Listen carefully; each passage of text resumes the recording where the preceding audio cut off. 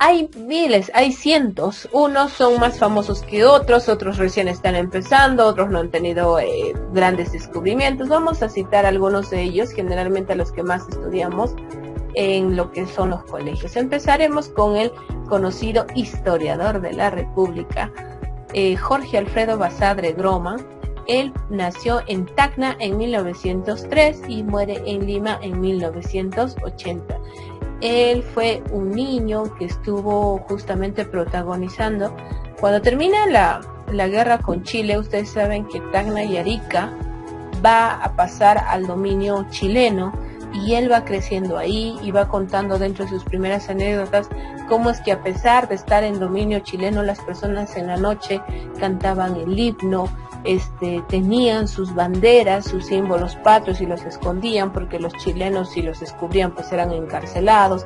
Y él va contando todas esas cosas. Es ahí donde nace su vocación como historiador y empieza a escribir sobre la historia de la vida republicana en el Perú. Pero no solamente se queda en ese rol. Él también es un político, asume cargos públicos, ha sido ministro de Educación, catedrático, fue director de la Biblioteca Nacional. Su obra más resaltante es Historia de la República del Perú, de ahí su apodo, historiador de la República. Fue una de sus obras principales que fue editándolas varias veces y otros autores la han ido reeditando con el fin de mejorarla. Hablemos de Waldemar Espinosa Soriano.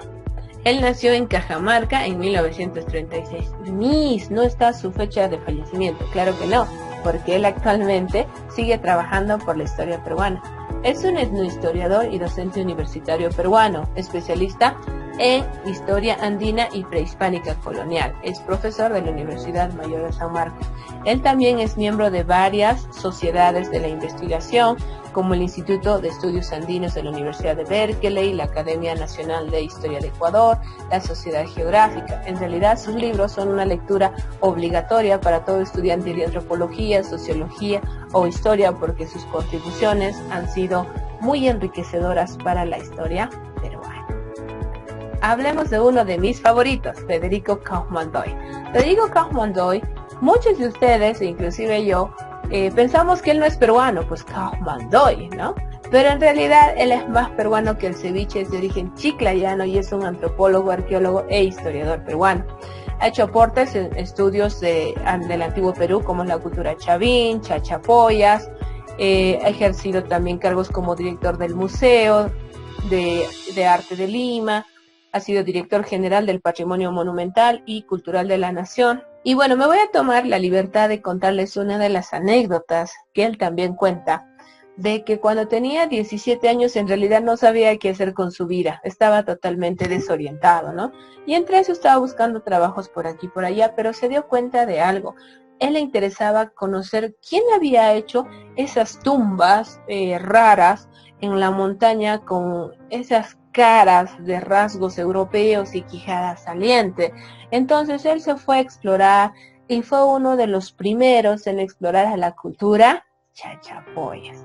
Y fue ahí donde le nace la vocación por la historia del Perú y su investigación no se detiene, a tal punto que investiga muchas más culturas. Hoy por hoy es muy famoso, sigue vivo, por si acaso. Generalmente tenemos la idea de que historiador, sí, ¿cuándo nació, cuándo murió? No, estas personas están vigentes y siguen trabajando por la historia del Perú. Entonces, miren ustedes que están en edad adolescente, ¿dónde pueden hacer tu vocación? En el caso de él, no sabía, como cualquier joven de 17 años estaba desorientado, pero le interesaba con mucha curiosidad saber quién había hecho esas tumbas y cómo cómo habían sido los logros de los antiguos peruanos. Ahí nace su inspiración, de tal punto que hoy por hoy pues él va a pasar a la historia como un gran investigador peruano, Federico Kaufmann-Doy. Y continuando con nuestra exploración, ahora hablaremos de Rafael Larco Hoyle. Rafael Carlos Víctor Constante Larco Hoyle nació en Trujillo, así es, no se dejen guiar por los apellidos, él también es peruano, en 1901 y falleció en 1966. Fue multifacético, arqueólogo, investigador, escritor, ingeniero agrícola e historiador peruano. Él ha hecho también muchas de las contribuciones que los estudiantes de primer grado van a estudiar en lo que se refiere a lo que es la cultura, las culturas autónomas, ¿no? Como Nazca, Mochique, etcétera. Y él también fundó el museo que lleva su nombre, el Museo Arqueológico Rafael Larco Hoyle Herrera, en 1926, que se encuentra en Lima, en Pueblo Libre, y que en su interior se encuentra más de 5.000 años de historia peruana prehispánica. Muy recomendable, por cierto. Aquí hablaremos de uno de mis favoritos, Pablo Andrés Macera Dalorzo. Él nació en 1929 en Huaura y fallece este año, el 9 de enero en el año 2020. Ha sido un historiador peruano de las sociedades que giran en torno a diversos temas respecto a la historia económica, historia del arte, historia de la alimentación, entre otros. Es y sigue siendo uno de los historiadores más reconocidos del Perú. Sus libros, personalmente, en opinión personal, son muy entendibles, muy sencillos, pero también son muy ricos en información. Él también es una lectura obligatoria para todo aquel que le interesa la historia del Perú. Y empezamos a hablar de mujeres, chicos. Una de mis favoritas, María Rostorowski. Les aviso que ella es de ascendencia puneña. ¿Y por qué la resalto? Bueno, porque yo estoy transmitiendo de la ciudad de Puno. María Rostorowski Tobar de Díez Canseco, si bien nació en Lima en 1915, fue una historiadora e investigadora social, famosa por sus amplios y detallados estudios sobre las culturas prehispánicas. Si bien nació en Barranco, ella era de padre polaco, pero era de madre puneña. Durante su infancia y su vida escolar, por decirlo así, vivió en Polonia, Francia e Inglaterra, y regresa hacia 1935, ¿no? Más o menos a la edad de 20 años, a establecerse en una hacienda de Huánuco. En realidad ella regresa casada, pero su esposo, a decir de ella, porque si van averiguando su historia, ella se casó, pero siempre fue un alma libre. Ella fue una mujer muy independiente y para su época, pues su esposo no la comprendió. Entonces ella decidió tomar una decisión radical. Me divorcio. Se divorció y ahí, con ese tiempo libre, empezó a estudiar la historia del Perú. Cuenta ella que estaba en la biblioteca y tomaba apuntes a su manera, tenía su propio método de recolección de datos, cuando aparece el historiador Raúl Porras Barnechea y la ve y le dice: ¿qué estás haciendo? Ella pregunta y le dice: así no se hace el citado de fuentes, y le empieza a enseñar. Así ella empieza a asistir como alumna libre en la Universidad de San Marcos, y es una de las principales discípulas del historiador Raúl Porras Barnechea, y empieza a organizar todos sus apuntes y empieza a averiguar más sobre la historia del Perú. Destacan muchas de las obras de ellas, como Pachacútec Inca Yupanqui. También habla acerca de la organización social, económica y la dimensión religiosa de grupos étnicos de la costa central. Les cuento que ella habla de Francisca Pizarro. ¿Y quién era Francisca Pizarro? Era la hija del conquistador español y de Inés Huaylas Yupanqui, hija de Huayna Capac. Entonces, antes de que ella estudiara todo esto, nadie sabía mucho de que había sido de la descendencia de Pizarro. Y sin embargo, ella investiga la vida marital de Pizarro, cómo es que él pues se casa con Inés Huaylas Yupanqui, hija de Huayna Capac, y tienen una hija llamada Francisca Pizarro, que bueno, pues vive un tiempo en el Perú. Luego de eso radica en España, no tiene hijos. Ahí ya termina la descendencia de Francisco Pizarro. Pero ¿quién es la que investiga esto? María Rostorowski. También ella ha asumido cargos relacionados, por ejemplo, como la Agregaduría Cultural de la Embajada del Perú, la dirección del Museo Nacional de Historia, entre otras cosas. Y ella siempre ha sido una mujer intrépida, siempre ha sido una mujer curiosa, una mujer que no le ha gustado quedarse atrás, y como les digo, ella ha sido una rebelde de su época. Si ustedes buscan alguna de sus entrevistas en el YouTube, se van a dar cuenta que ella a los 90 años estaba totalmente lúcida, totalmente pícara, con ese espíritu libre que siempre la caracterizó. Una de nuestras mejores historiadoras, María Rostorowski. Y recuerden que también es peruana y que sobre todo mitad de su sangre es puneña. Sigamos entonces hablando de mujeres. Así es, tenemos que reconocer la participación de la mujer en la historia peruana. Hablemos de María Rachel Gross Newman. Sí, no, ella no es peruana en realidad, pero su historia también es igual de fascinante. Ella es de Dresden, Alemania, que es la misma cuna de Max Uhle, también otro alemán investigador de la historia peruana, Y ella llega al Perú como institutriz de los hijos del cónsul de Alemania. Ella había estudiado matemática, era profesora de matemática, pero en realidad como era alemana y tenía conocimiento en español, empieza a traducir textos, ¿no? Para Julio Cetello, para Paul Kosok, etcétera. Entonces ella se va interesando por las líneas de Nazca. Y cuando llegan las líneas de Nazca, estaba totalmente fascinada por esa historia, por esas líneas. Ella se paraba sobre una escalera, porque en aquel entonces ni siquiera había aviones, se paraba sobre una escalera y empezaba a divisar y entendía la perfección de esas líneas. No podía divisarlas bien, pero sus estudios en matemática le ayudaban a hacer las proyecciones, ¿no? Entonces, cuando ella llega, muchos lugareños la miraban con desconfianza, le decían bruja, porque siempre ella, como ven en la imagen, desde joven ella estaba con su escoba y salía para cuidar esas líneas y las estudiaba mucho. Cuenta mi amigo Gerardo Dávalos, el que hoy está a cargo del Museo de Sitio, de las líneas del Museo de Sitio María Reich, de que ella poco a poco fue ganándose la confianza de las personas, a tal punto que muchos de los conductores de carga pesada que pasaban a las 5 la esperaban para llevarla hasta su casa. Y tal es que por una gestión de su hermana ella consigue, por ejemplo, una combi muy útil, que no era nueva, pero que le permitía por lo menos hacer una especie de tienda de campamento. Entonces ella empieza a investigar. Hoy por hoy se están descubriendo muchas más líneas de Nazca, pero la colaboración de María Reich es ese coraje, sobre todo porque saben que lamentablemente no tenía muchos recursos económicos. El Estado no la apoyó, en realidad fue su hermana que desde Alemania le mandaba dinero a ella para poder financiar estas investigaciones.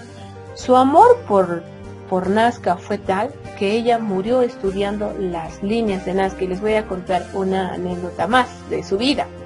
María Reich, cuando llegó al Perú, tuvo un accidente, se hincó con una espina de un cactus, uno de sus dedos, y no le dio importancia, a tal punto que la herida se infectó y lamentablemente tuvieron que amputarle uno de sus dedos.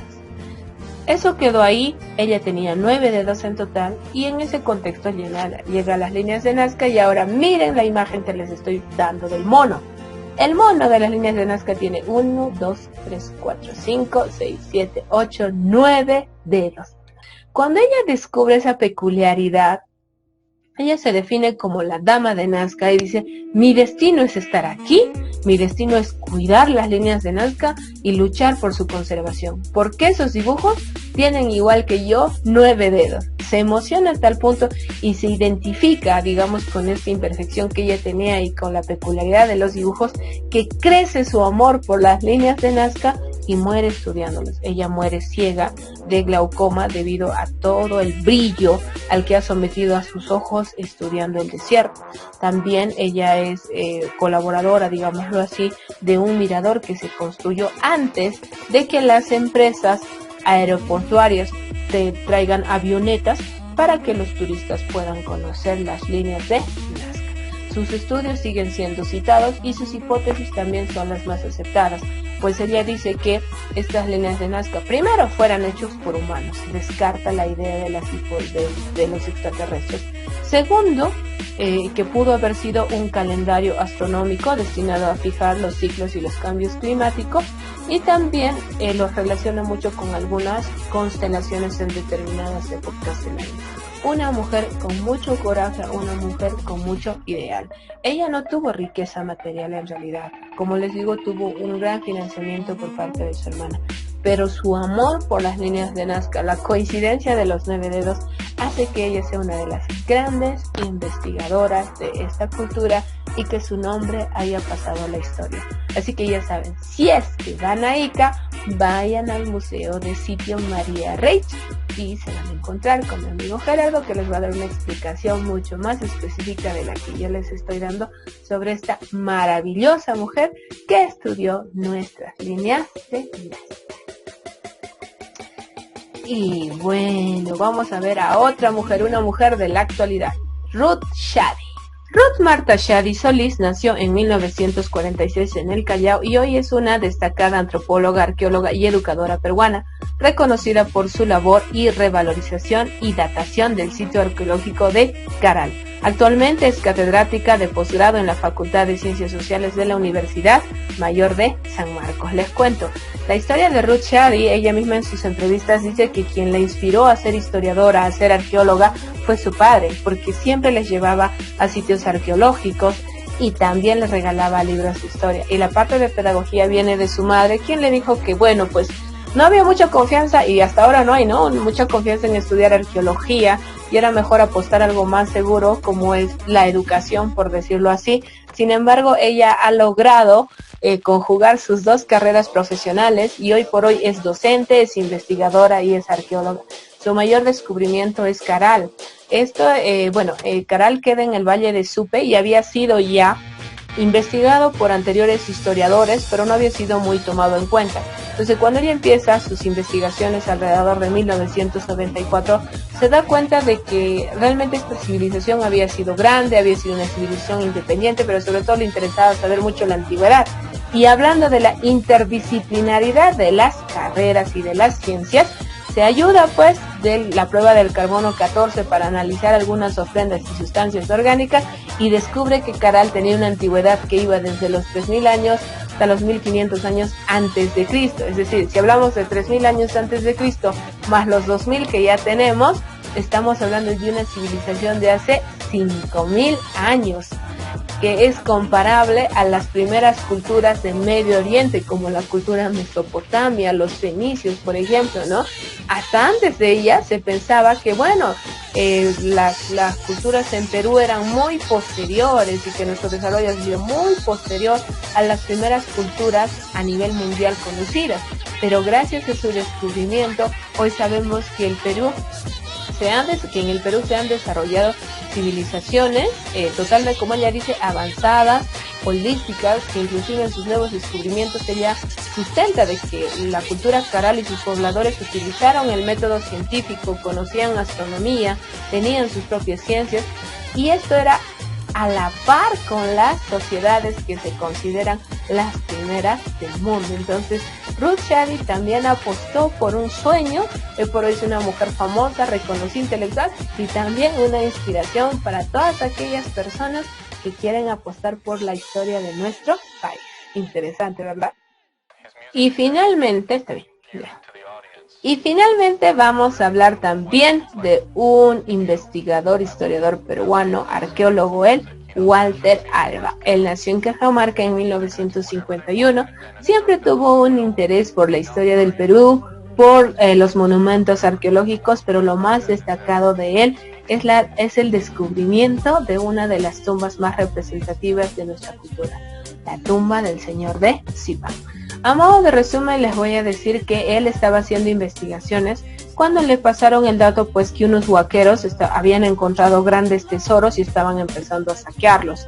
Entonces él con un equipo de personas llega al sitio y a veces también recibió hostigamiento de las personas, llega con las autoridades, etcétera, y finalmente él también decide entrar por donde habían entrado los huaqueros y descubre una de las tumbas más ricas que hay en nuestro país, que es la tumba del señor de Zipán. Y esto ha significado, pues como dice, un espaldarazo a la arqueología peruana y a la revaloración sobre todo de la cultura moche. ¿Por qué? Porque ahí se veía la magnitud de la cultura.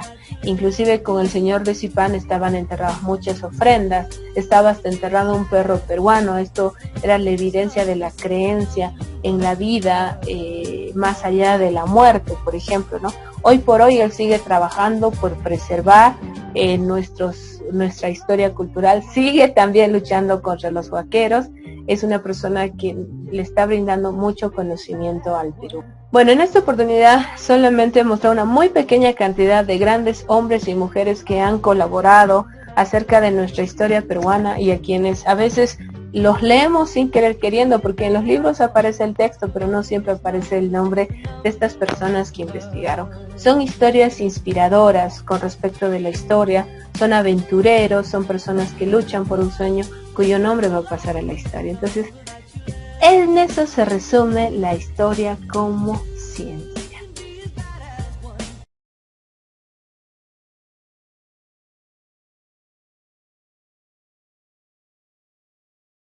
Y bien,